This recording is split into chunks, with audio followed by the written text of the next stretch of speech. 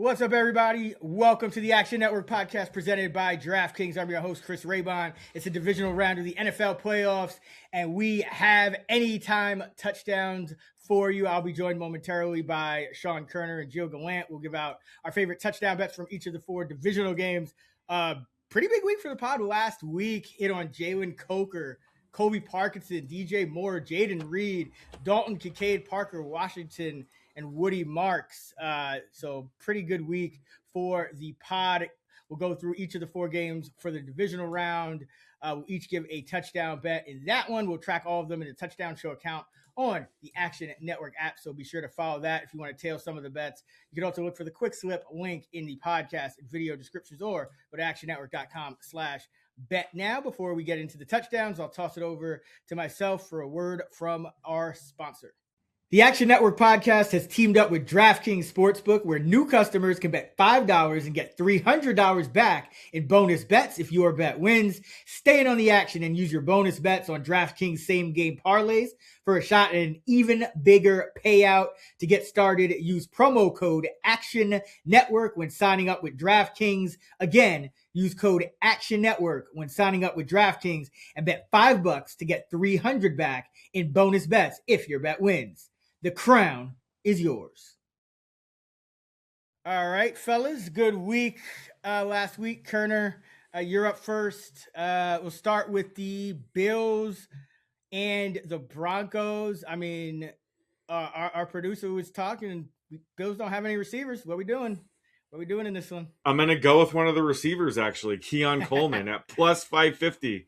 I mean, Josh Palmer's in IR, Gabe Davis is now on IR, and now Tyrell Shavers is now on IR with that ACL tear. So the Bills, like you said, are very thin at wide receiver, and, you know, Coleman has been a huge disappointment as their second-round pick last season. He's missed a handful of games this season, I guess, for, you know, disciplinary reasons as a healthy scratch, but you know, they should be forced to play him quite a bit here. And this is a tougher matchup, you know, against the Broncos, but Coleman's kind of a boom bust receiver anyway. I don't know if I would touch like his receiving yard prop, like any kind of media market, but when it comes to his upside, like a touchdown market, I'm more than, you know, willing to roll the dice on him, especially because despite missing a handful of games this year, he does, you know, lead the team with 6 end zone targets. So Josh Allen, when he does throw the end zone, does look Coleman's way. He is more of a big play receiver. So I think, you know, there's some value here taking him at plus 550. Yeah, it's him, Brandon Cooks, and Shakir. Pretty much what they got going on at receiver. Joe, good week for you last week. You're on fire. I know that Saturday slate. I mean, you had, who is it? Coker, Jaden Reed. I seem like everyone you had got in the end zone. Where are we going to start it off this week? Well, this one we're just going to go to the wide receiver one on the Broncos side, Courtland Sutton. He's around plus 200. He finished the year with 7 receiving touchdowns.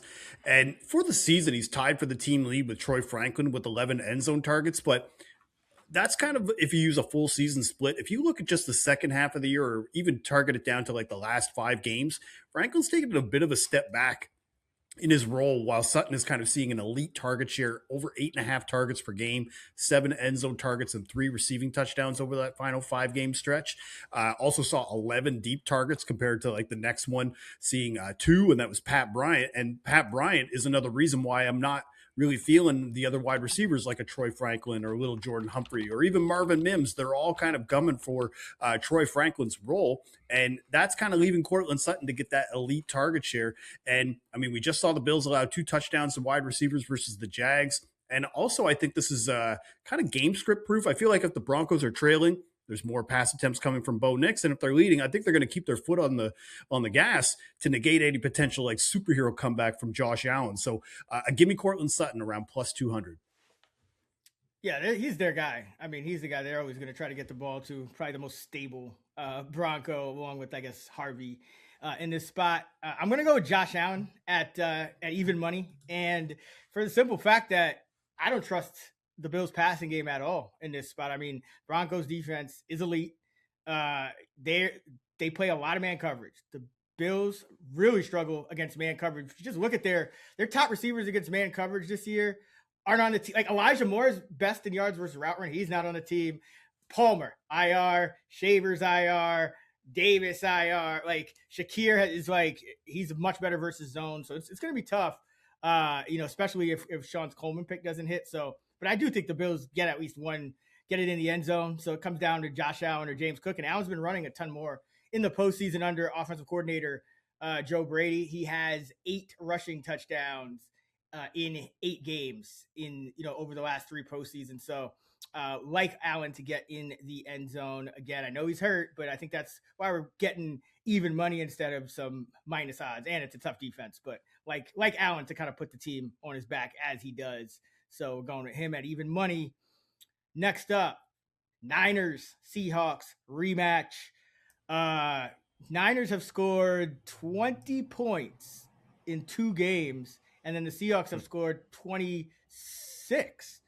So this has been a low-scoring matchup, Koerner. Where are we looking for a touchdown in this one? Yeah, I'm going to go pretty chalky here and go with my guy Jackson Smith-Njigba at minus 105. Darnold targeted him a ridiculous 33% of the time this season, had a true breakout season as one of the top receivers in the league but if you break down how Darnold targets him when he's under pressure versus a clean pocket, Darnold targeted him 18% of the time when he was under pressure, but when he had a clean pocket it was all the way up to 40%, which is insane. And the Niners, ever since they lost Nick Bosa back in week 3, they've had the second lowest pressure rate. So I think, Darnold should have a fairly clean pocket here. And we've seen, JSN see nearly a 2 times higher target rate when Darnold does have a clean pocket. So I think in the playoffs, Darnold's is going to continue to target his guy here. So give me JSN at minus 105. Joe, who are we looking at in Niners Seahawks? Sure.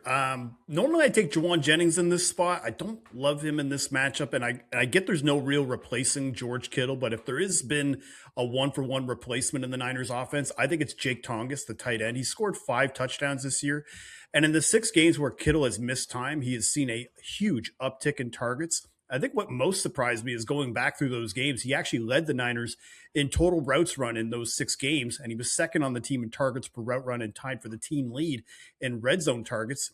If you go all the way back to week 1, like for example, when the Niners faced the Seahawks, Tongas ended up scoring against this defense after Kittle left the game with injury. Now, the Seahawks defense, they don't really have a ton of weaknesses. They're first in defensive DVOA versus the pass, but they have given up yardage and touchdowns at tight ends, and they rank bottom 5 in targets, catches, and yards to the position. So right around plus 350, I think this is a solid spot for Tongas to get another touchdown. Yeah, it may have to be him. The Seahawks have just been so good against number 1 receivers. I think they're number 1 in DVOA. Jennings has done nothing in the 2 matchups. I'm going to go with Zach Charbonnet at minus 105. And if you look at the last 3 games alone, so Charbonnet has kind of been, he started the year, he was like the goal line back, and then Walker started to get more involved, and eventually it kind of flipped back a little bit to Charbonnet. But the last 3 games, if you look at expected touchdowns, so that looks at, where you are on the field when you're getting your carries or your targets. Zach Charbonnet has 10 times as many expected touchdowns as Kenneth Walker over the last 3 games alone. So I think Charbonnet is still a value, even though he is, right at that minus 105 number. You look at the last 3 games, he's had 4 rushing touchdowns and 4 touchdowns overall. Kenneth Walker's had 1, but again, if you look at the expected touchdowns, it could be a bigger split than that in favor of Charbonnet. So I think the Seahawks are going to be able to run the ball here. Niners, they tend not to stack the box. Like, that's just, for some reason, they've always prioritized just limiting explosives, sitting back, regardless of what's going on with their defense and their linebackers. Very low stack box rate on the year for the Niners. So give me some Charbonnet to get into the end zone for, that would be the 4th game in a row. All right, before we get to the Sunday slate, don't forget, sign up for Action Pro for real-time pick alerts from experts like Sean Koerner, myself, Grant Neefer, Gilles Gallant, our entire Action Network team. Plus, you can access our pro projections powered by Koerner and our predictive analytics team. Just go to actionnetwork.com/pro and get $20 off the annual price with the promo code POD20. That's POD20. Don't miss out on the best bets at the best prices. Visit actionnetwork.com/pro and use promo code POD20 to get $20 off a year of Action Pro. Sunday, we got the Texans going to New England to face the Patriots, coming off that win against the Chargers. Koerner, who do you like in this one? Yeah, I like Jaden Higgins here at plus 320. I think if you look at the second half of the season, I think he was like my Isaac Tisla, where I've given him out like anytime I've had a chance to. So gonna have to go with him here because, Nico Collins is looking iffy here because, he suffered that concussion on Monday night. So that gives him one less day to clear. Still hasn't practiced yet on Wednesday. So I'm assuming he's doubtful here, which means, Jaden Higgins is going to be the, wide receiver I think is going to have to step up kind of in his place. I kind of comped Jaden Higgins to Nico Collins when he got drafted. So I think he's a, pretty solid 1-for-1 replacement for him. And, he's been much, much better in the second half of the season. He scored in 5 games now over the final 12 games. And he's scored a touchdown in both games that Nico Collins has missed. So that's a very good trend heading into this game. And on the other side, Christian Gonzalez suffered a concussion too. He's probably more likely to clear protocol, but there's still a chance he ends up getting ruled out, which would only make this matchup better. So I like Higgins here at plus 320. If Nico's out, I'd be projecting him closer to plus 270. Yeah, and I like that too because I think the market might be overrating Woody Marks a little bit coming off that big game, but the Patriots' run defense has just been, lights out against, with Milton Williams on the field. So the Texans might have to still pass more, especially, in scoring position than you might think. They had a positive game script pretty much all game last game and in most of Mark's big games too. So like that one. But don't forget about our guy, Xavier Hutchinson. He'll probably ruin everything for us somehow. But Jill, where are you going?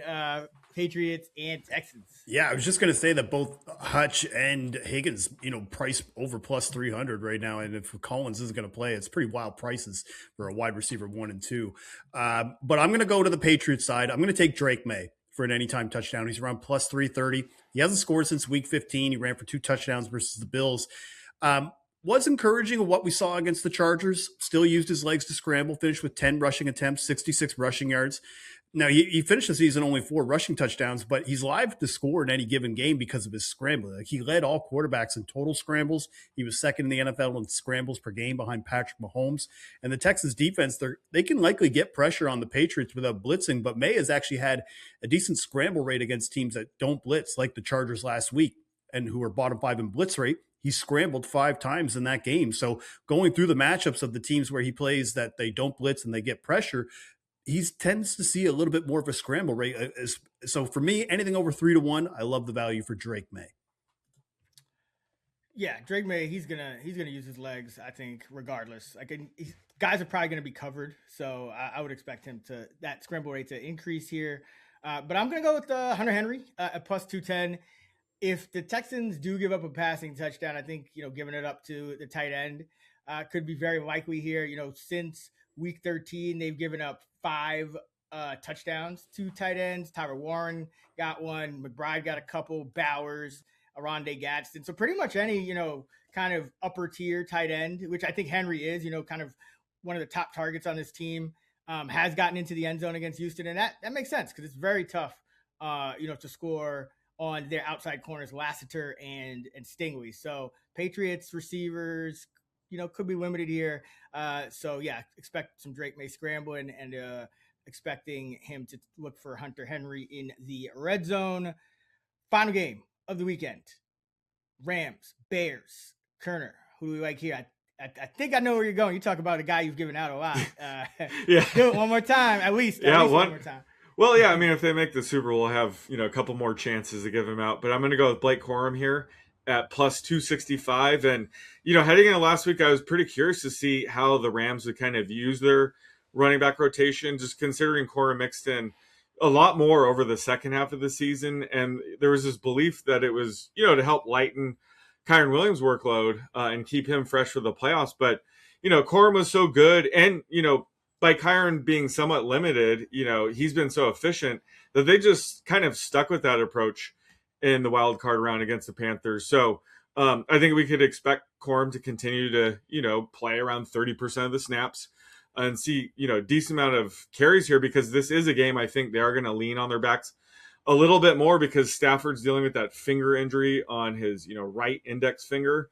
And, it's going to be freezing cold. So they might just want to lean on the run, attack this Bears run defense that just lost linebacker TJ Edwards, who, has only one missed tackle on 238 run snaps this season, the sixth lowest rate among 100 qualified linebackers. So, both Rams running backs like to run up the middle. So I think this is a great matchup for them. Projecting him closer to plus 220. So I like the value we're getting at plus 265. Yeah, with Edwards out of the line at 5.7 yards per carry, a touchdown per game, a touchdown rate of 3.8%, which is 2.7% with Edwards in. So that's a pretty big increase in terms of touchdown rate for backs. And I think the Rams, they're going to be super run heavy in this spot. Joe, who you like in Bears Rams? I'm running the guy back that we both bet last week, man. DJ Moore. He's around plus 320. And Koerner, you surprised me. I thought you were going to take Luther Burden in this spot, but I guess Corum has a slight edge in your likability factor here. Yeah. But one of the reasons why I keep going back to Moore is I think they've kind of figured out that he is going to be running the wide receiver one routes regardless of, the emergence of Burden, Zacchaeus, or Roma Dunze still kind of dealing with a bit of an injury. And over the second half of the regular season, he was leaned on heavily, scoring 6 of his 7 touchdowns. He's still getting, wide receiver one routes and usage. Still ran the most routes of any wide receiver last week in the wild card game. And they're facing a Rams defense that likes to play a lot of zone and limits explosive plays, very similar to the Packers. And the other thing that I'm encouraged too is that they're really starting to use him out of the slot a little bit more. He was at a 34% rate in the wild card game. That's consistent of what we saw during the season when he was around 31%. And we also just saw like a slot receiver like Jalen Koerner have a big game against this Rams defense last week, scored a touchdown, saw a career high in receiving yards. So I think DJ Moore is going to be relied on again. If you want to take Luther Burden at 3-1, I will not knock that. That's actually a pretty good price, but I'm going to go with DJ Moore at plus 320. Yeah, just a massive value again in my projections. I just don't understand why the market keeps underrating him. I mean, it's the Burden effect, man. Koerner talked him up too much.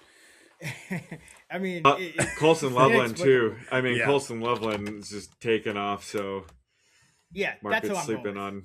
That's what I'm going with. I thought about Burden. So I like Burden too, but I think Burden's a little riskier because there is a chance, it's freezing cold. Bears may want to lean into their, 2 tight end sets even more. They've even been calling up a 4th tight end to play special teams, Nikola Kalinick. So like they're going to have reinforcements at that position. So I think Loveland is kind of locked in, whereas Burden, his usage is a little shakier. So at 2-1, I still show value on Burden. He's averaging over an expected touchdown per game ever since that breakout game he had against the Bengals mid-season. And he's become the number 1 target here.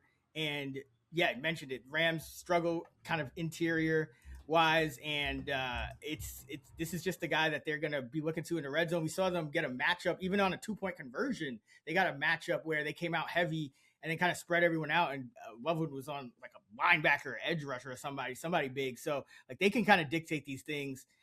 So I love him to get in the end zone for the Bears. That wraps up the 4 games, but we're going to do our favorite parlay. We're going to do our favorite touchdown bet each so that we can make a parlay for the divisional round. And that is presented by DraftKings. So our favorite divisional round, anytime touchdown scorer, Koerner, start us off. Who do you like best out of these 4 games to score a touchdown?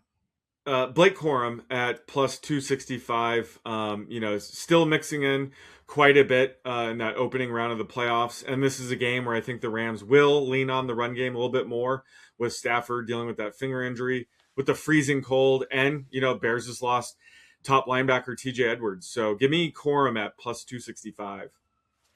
Joe, where are we going? Favorite anytime touchdown scorer for the divisional round?